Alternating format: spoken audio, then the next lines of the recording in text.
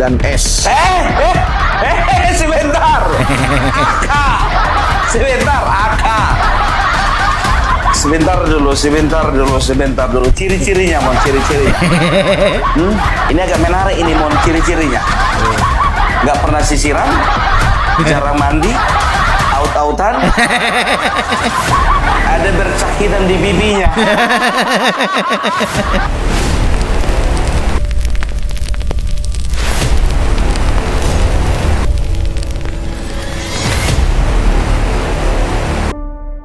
Reaction kali ini, aku menyarankan kepada kalian yang ternyata pendukung habis-habisan kepada Refli dan kawan-kawan, sedikit diturunkan kepercayaan kalian kepada mereka.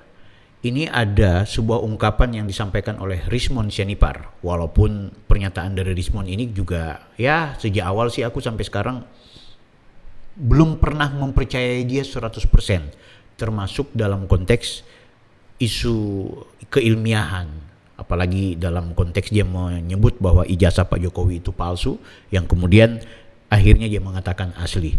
Apapun yang ditemukan oleh Rizmon ini menurutku lucu-lucu aja. Nah kali ini karena dia sudah bersama dengan kelompoknya Pak Jokowi, dalam artian mendukung Pak Jokowi, dia justru membongkar ada aib-aib yang terdapat di internal kelompok-kelompok mereka.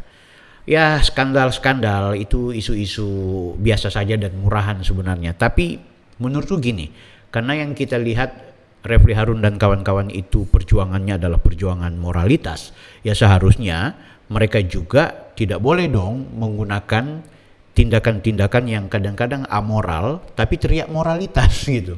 Oke, tanpa berlama-lama aku mau ajak kalian kita tonton video ini sampai dengan selesai. Ada beberapa cuplikan yang sesekali kita akan diskusikan, dan aku berharap kalian subscribe ya Bang Bil React ini, dan aku berharap di YouTube ini kita akan mereaction banyak isu-isu politik dan juga sosial.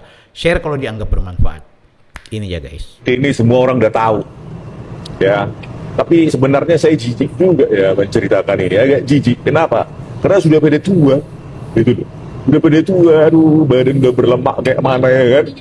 Aduh, kalau saya lihat dari dekat masa sih, tapi ya saya lihat pada saat saya setahun di sana, ya bagaimana mereka menunjukkan apa afeksi ya, rasa sayang gitu kan, tanpa ada rasa malu, nggak ada rasa malunya lagi. Jadi kalau menurut saya ya memang sekali dayung 2-3 bulan terlampaui, ya kan. Pertama di label pejuang kebenaran dan keadilan, yang RH sering masuk TV, ya kan. Apalagi ya kan, udah gitu dapat APM, ya kan. Jadi sebenarnya menurut saya lebih bukan pada pejuang kebenaran dan keadilan, tapi pejuang lendir yang bercocok tanam di sawah ilegal, di sawah orang lain yang bukan miliknya. Bayangkan lah. Kenapa saya buka sekarang? Ya karena saya benci kemunafikan itu. Apalagi mereka sering bawa-bawa istri saya juga ya. Jadi sekali lagi saya katakan RH dan TT ini adalah pejuang lendir yang bercocok tanam di sawah ilegal. Ya, jadi munafik. Jangan sok-sok mengurusi moralitas. Pak Jokowi, ayolah jujur dan benar. Urusin dulu moralitasmu RH dan TT. Ya, urusin. Udah punya anak istri, malu, udah tua, masih bercocok tanam di sawah ilegal. Aduh, apem ya, apem tua lagi. Gimana kalian menjadi pejuang kebenaran dan keadilan kalau diri kalian aja nggak jujur sama pasangan kalian masing-masing, ya, sama anakmu. Kalau ini aku setuju kalau memang benar ya. Saya pun udah muak ya sebenarnya waktu di sana itu. Apanya orang ini dua, ya, menunjukkan rasa kasih sayang. Udah sana udah punya anak istri, di sini nggak tahu suaminya kemana. Ya, jadi perjuangan ini kayak cover story. Ya, jadi pencarian APM gratis. Kalian kira saya lihat itu showing affection, menunjukkan rasa kasih sayang dan cinta? Saya nggak mual. Ya mungkin tanya yang lain-lain itu di situ itu mual juga ya lihat kalian. Kalian nilai saja sendiri, aku nggak mau ikut campur.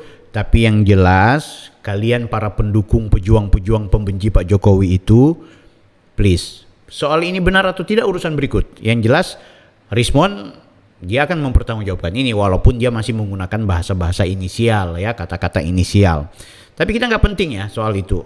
Dan Rismond sendiri juga nanti dia harus bertanggung jawab terhadap perbuatannya yang berkaitan dengan gelar akademiknya. Kapan Bang Bil? Nah itu nanti kita tunggu saja bagaimana informasi dari pihak Polda Metro Jaya.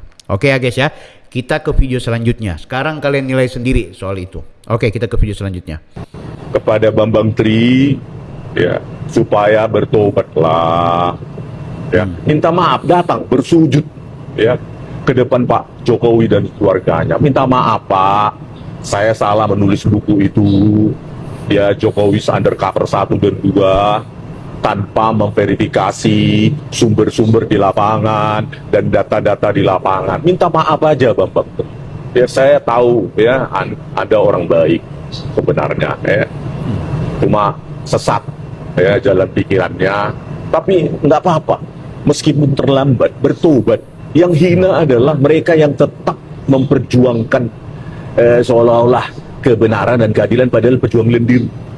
Ya. Nggak apa-apa.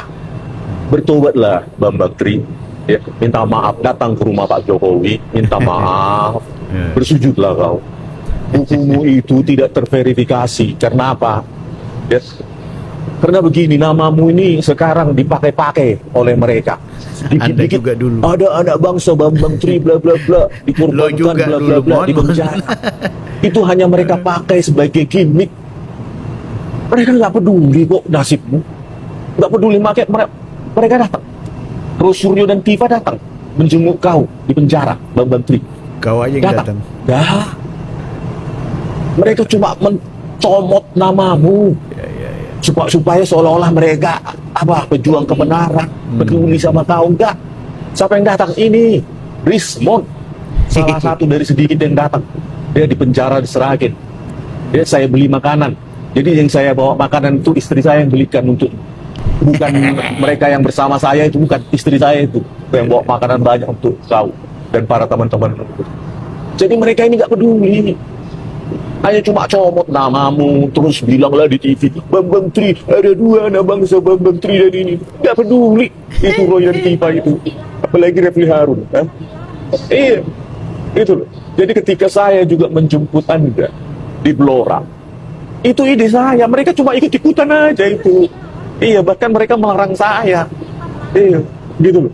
Ya, jadi saya yang peduli pada Anda untuk membayar hutang-hutang Anda. Pernah nggak Rasul Tifa ataupun Refli Harun membantu membuka donasi untuk membayar hutang-hutang Anda? Nggak ada kan? Nggak peduli mereka. Itulah ketulusan saya menolong Anda. Sementara orang lain hanya cuap-cuap mencomot namamu di media, di TV. Seolah-olah mereka peduli. Apa yang mereka lakukan pada Anda? Nothing. Apalagi Rasulullah. Padahal dia dulu luar biasa ya. Luar biasa dia mencomot-nyomot yang namanya Bambang Tri. Tapi dia sudah insaf. Guys, soal ini sekali lagi kita harus apresiasi kepada Rismond. Tapi soal perkaranya dia, kita tetap menuntut sama Polda Metro Jaya ya. Bang Bil bagaimana? Sekali lagi serahkan kepada Polda Metro Jaya. Kita tunggu saja kapan tanggal mainnya. Oke, kita ke video selanjutnya. Pemirsa, belum tuntas sidang pra-peradilan pertama tersangka kasus tudingan ijazah palsu Joko Widodo. Roy Suryo kembali melayangkan gugatan pra-peradilan kedua. Pra-peradilan sampai 2 kali guys. Takut dia ke pengadilan. Sidang pra-peradilan pertama yang masih bergulir di Pengadilan Negeri Jakarta Selatan belum berakhir. Namun kini Roy Suryo bersama tim kuasa hukumnya kembali mengajukan permohonan pra-peradilan baru. Boleh sih, cuma ini Menurut Roy, pengajuan pra-peradilan bukan dimaksudkan untuk mengulur waktu, melainkan memanfaatkan hak hukum yang diberikan dalam ketentuan KUHAP. Jangan salahkan saya, jangan salahkan tim hukum saya. Kalau kemudian ya terpaksa harus menunggu. Ya menunggu putusan dari pra-peradilan yang kedua juga nanti. Pemirsa, belum tuntas sidang pra-peradilan. Strategimu mas 2 kali ya. Jadi menunggu pra-peradilan yang pertama, kemudian setelah itu menunggu pra-peradilan yang kedua. Baru nanti kalau Tifa kemudian divonis bersalah, Roy Suryo jauh lebih baik datang ke Pak Jokowi, RJ. Udahlah, si Tifa udah skala, kita ngalah aja. Tapi nggak apa-apa Mas, pokoknya mainkan aja Mas. Oke, kita ke video selanjutnya. Oke, S1, Saya S3. S2, ijazah. Kenapa saya perlu jelaskan S3? S3 Oke. inilah saya memutuskan S3. untuk mengundurkan diri dari partai karena saya sekolah S3-nya? S3 ini. Dan alhamdulillah 4 tahun kemudian saya Oke. lulus. Ini bukan ijazah Bang kelihatannya Bang ya? Bukan, itu surat keterangan lulus dan berlaku sementara. Sampai di sini jelas ya guys ya bahwa Pak Dokter memastikan ini bukan ijazah S3-nya. Bukan, itu bukan ijazah. Selama ini memang dia nggak pernah perlihatkan ijazah Tidak S3. pernah ada. Setahu saya di media manapun tidak pernah. Termasuk waktu dia diskusi dengan Abdel di Yes. podcast, dia juga Yes. tidak memperlihatkan ijazah S3, hanya memperlihatkan Surat keterangan lulus. Iya. Tapi kan surat keterangan lulus, ya berarti dia ya lulus dong. Bahkan di PD Dikti. Oke, kita lihat PD Dikti aja Iya. dulu. Roy Suryo Noto Diprojo. Ya. Oke. Kita lihat ilmu manajemen Prodi Universitas Negeri Jakarta. Klik. Dia masuk tuh 1 September 2016, lulusnya di 2023-2024. Klaimnya seperti itu. Oke. Ya. Nah, di PD Dikti namanya ada. Ya. Itu- Artinya berarti dia mahasiswa yang lulus di UNJ secara formal. Jadi perlu saya jelaskan, Bang Oke, Bill, ya. oke. Ini PD Dikti adalah pusat datanya Dikti ya. Nah, Dikti itu menerima data dari Prodi. Oke. Nah, jadi Prodi yang menginput. Prodi yang menginput menyertakan ijazah? Tidak. Oh, oke. Itu input data. Termasuk berarti hanya keterangan bahwa dia lulus. Yes. Berarti benarlah dia lulus secara administratif. Ya, berdasarkan data yang dari Diberikan Prodi. Prodi. Ya, kan Tapi- ada surat keterangan lulus tadi. Iya. Wajibkah ijazah Ya. menjadi seseorang berhak menyandang sebagai lulusan atau alumni tersebut? Ketika selesai promosi, dia akan diberikan itu surat keterangan lulus. Oke. Ya. Nah, itu berlaku hanya maksimal 6 bulan dan biasanya di UNJ itu 2 minggu kemudian itu sudah terbit ijazah. Ijazah. Di PD Dikti itu berdasarkan Prodi tadi kalau udah dikatakan lulus, kan setiap 6 bulan itu harus diupdate. Oke. Diupdate lah di situ sudah lulus. Ya. Ya. Tetapi bisa jadi ijazah belum diterima. Oke. Ijazah itu prosesnya itu hingga rektor. Oke. Ada fotonya, ada tanda tangan rektor. Nah, Ya. kalau surat keterangan lulus tidak ada foto, karena itu hanya berlaku sementara. Ya. Seperti resi kalau zaman dulu ya. Ya, ya, Kalau ya, bikin resi. KTP atau SIM Ya. ada resinya ya. Betul. Nah, seperti itu. Jadi itu sementara aja. Iya, iya.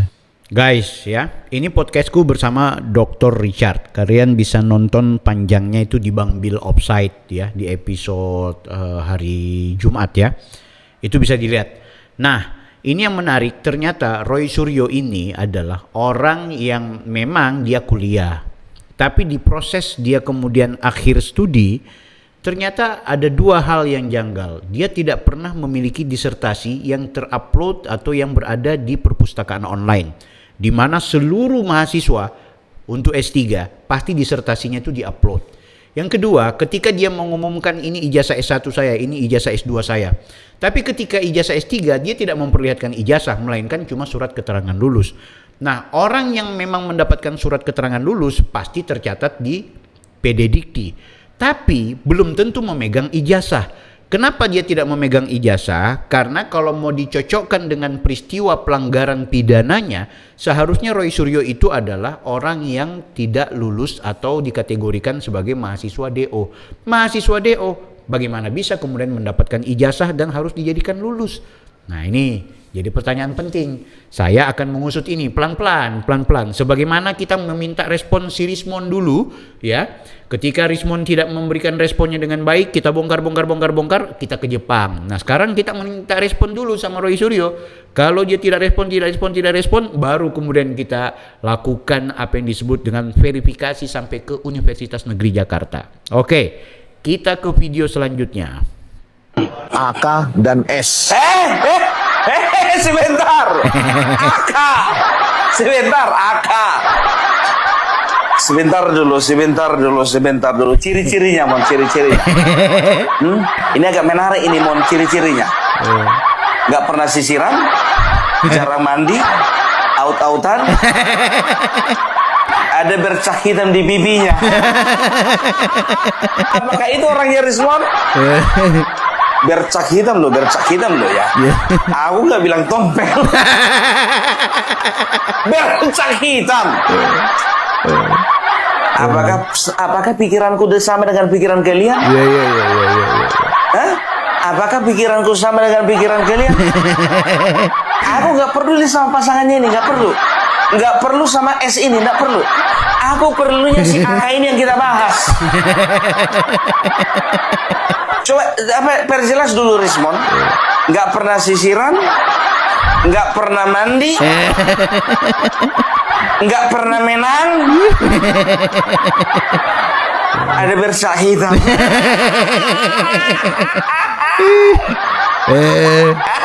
Allah. Aduh. Kasih tahu aja kayak namanya sekalian Mon. Aduh, tapi jujur aja lo aku bilang, ya kan. Aku bukannya bilang apa, ya kan. Kalau memang betul Aka yang dimaksudkan si Rismon ini, ya kan. Si S ini kesurupan apa sampai terpikat dengan si Aka ini gitu loh. Apa nggak ada pasangan selingkuhan yang lain? Dari mana sisi menariknya gitu loh? Allah.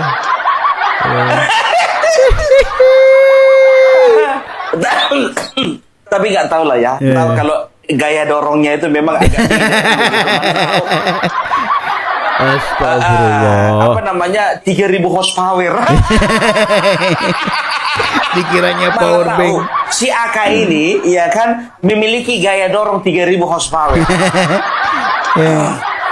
Kalah Kijang Innova.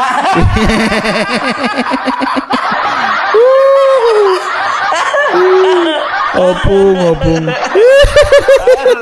Aduh, ampun dah. Aku ampun dah kalau soal opung. Opung kalau sudah mereaction hal-hal yang seperti ini memang aduh. Guys. Kalau aku sih nggak mau terlibat ya dengan problem personalnya, tapi beginilah fenomena dunia per-YouTuban ya. Jadi kalau kita kemudian dihadapkan dengan ya problem-problem dan konflik-konflik seperti ini, maka ya situasinya kayak tabur tuai terus guys. Allah, opung. Oke, kita masih mau ke video selanjutnya. Rismon membongkar katanya ada yang sempat kumpul kebo. Bayangkan kalian kumpul kebo padahal sama-sama manusia. Masa yang ngumpulnya sama kebo? Opung Parbela, kumpul kebo itu bukannya ngumpulnya sama kebo, tapi pasangan yang tidak sah yang berkumpul layaknya suami istri. Itu namanya kumpul kebo Opung Parbela. Kalau kayak gini tingkah lakunya, satu suami orang, satu istri orang. Ini bukan kumpul kebo namanya. Memang betul-betul kebo.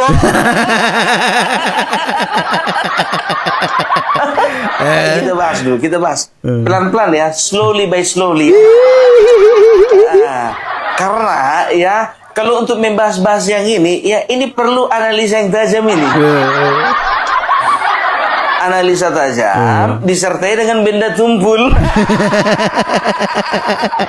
Rismon membongkar katanya. Astagfirullah, guys.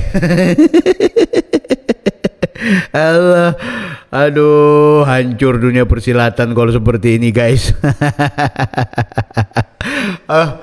Aduh, aku nggak mampu, aku nggak kuat. Ada. Ya. Terima kasih buat Opung yang sudah memberikan hiburan kepada masyarakat. Jadi guys, aku sarankan kepada kalian nonton di YouTube itu jangan terlalu serius-serius amat ya. Kalau kalian mau minta yang agak-agak serius, aku juga ada satu kanal YouTube namanya Bang Bill Offside. Bang Bill Offside itu kadang-kadang aku bicara isu-isu yang memang ya walaupun ada beberapa kali humor, tapi lebih utama kita bicara hal-hal yang sifatnya substansial, kita bicara keilmiahan, kita bicara pengetahuan. Nah, kalau di Bang Bill Reaksi ini juga ya ada serius-seriusnya, ada ketawa-ketiwinya. Tinggal kita lihat momentumnya seperti apa. Aku sarankan kalian nonton-nonton YouTuber Nusantara. Karena teman-teman YouTuber Nusantara itu cara kita menangkal hoax ya polanya seperti ini gitu. Kalau memang kita paham, kita bantah. Kalaupun kita tidak paham, kita reaction saja gitu. Ini penting guys, karena YouTube kita atau media sosial kita ini udah sangat berlebihan ketika memberikan informasi-informasi yang kadang-kadang juga tidak hanya hoax tapi betul-betul mengarah kepada fitnah. Menurut kalian bagaimana? Support terus kanal Bang Bil Reacts ini. Mudah-mudahan dari Reacts ini kita juga mereaksi video-video yang barangkali kita menawarkan informasi yang jauh lebih objektif. Terima kasih sudah menonton. Saya Bang Bil. Dadah.